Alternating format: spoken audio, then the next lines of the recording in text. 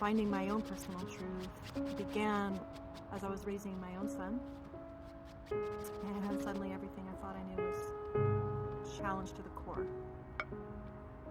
There's a quote, that pain travels through generations until someone is ready to feel it. Well, unfair as it was, my son became the chain breaker, the curse lifter, because he was ready to feel.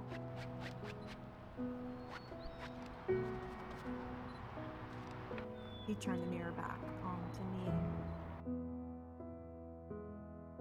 Hi, I'm Glory Hope. It's my real name. Didn't change it. I live in the Pacific Northwest, between the Salish and the Puyallup lands. I'm an artist, creator. I consider myself an art activist because I feel like what I do has many, many dynamics and forms. Yeah, I've been drawing faces my entire life, homeschooled in the Pacific Northwest, inspired by my father. He was an artist and a creator and a bit of a madman. No formal training, but I was very passionate about the faces around me, and I would bring in my sisters to model and pose for me. I grew up in a very nurturing community where being an artist and working as an artist was very encouraged and supported. But fast forward a few years, now I am fully focused on really using my life experiences to help tell stories. I'm a storyteller, being truly honest about my own story and my own path towards an authentic self and true self-ownership has been deeply important for me. My father was a very troubled man. There's a quote that says, "Pain will travel through generations and generations and generations until somebody is really ready to feel it." And I found that as I became a mother and was raising my sons, and there's no mirror like a child, and there's no love like a mother's. And when my own son turned the mirror back on me and started asking me in so many ways, what I was doing to heal myself as he was pushing forward through his own battles and fighting his own demons, I realized that I could never allow him to walk through any valley that I wasn't myself willing to walk through. And that was my first big initiation.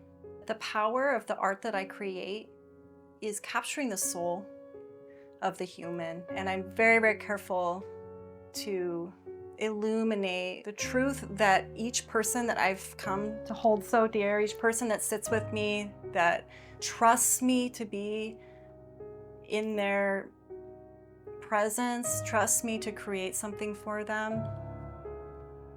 I honor the sovereignty and the personal journey that they've been through. I don't know the battles that you've been through. I don't know what you've had to give up to live a life of authenticity. I don't know who's turned their backs on you. I don't know who's stuck with you when you walked through your path. But the artwork I create is a chance to illuminate the authenticity and the truth about the beauty of humanity and the beauty of being human. I see myself as holding the door open and allowing the light in to whatever it is that wants to be seen and cherished and celebrated. Every battle scar, every face, the landscape of the body and the face, through color, through archetypes, through symbolism. Artificial intelligence is my competition these days, but yet it extracts and severs us from what we truly are and who we truly are as human beings with souls. And it's through my heartbeat, my pulse, my breath, my mistakes, my messes, my questioning, my confusion, my having to stop and ponder for a week to decide what I'm going to do next in a painting, and really taking my time to discover what wants to be seen through that painting, what wants to be shown through that person. It's a moment in time that I capture, a moment in our soul's evolution, a blip on the page, but it's a sacred moment. For me, it's an experience of celebrating humanity, and it's my greatest joy and honor. I think my favorite part of the creative process is there's this moment after I've met with somebody, after I've heard their story, listened to them describe what it is that they want to see, the ways that they see themselves, the stories that have made up parts of themselves. And there's this moment of magic that happens when I completely surrender and give up all control around the concept, and I'm allowing this deeper knowing and a deeper information to be seen and to come out. And it's a trust, and I have to trust the process, because when I show someone my painting that I've created, the typical response I hear most often is, "Oh my God, I can't believe I am so beautiful. I had no idea you saw that in me." And I get an opportunity to gift that. It is such an honor when people come to me and trust me with their stories and give me the room to really jump in and be creative and add the things that might not make sense at the time.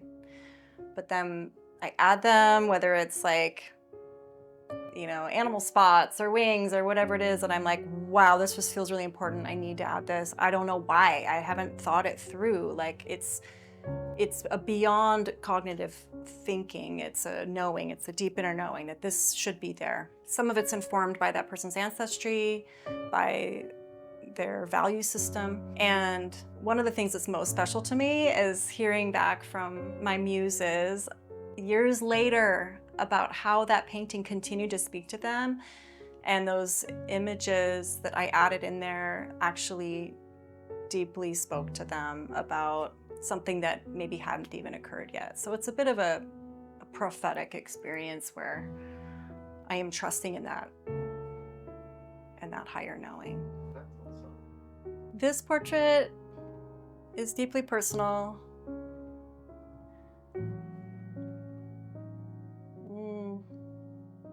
I've fought many battles, and part of painting self-portraits for me is honoring those battles that I fought.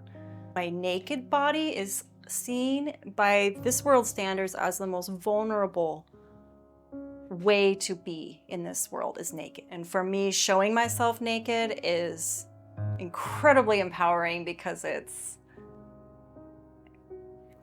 taking my power back through my nudity, through what was perceived as vulnerable and perceived as a commodity, and also not mine.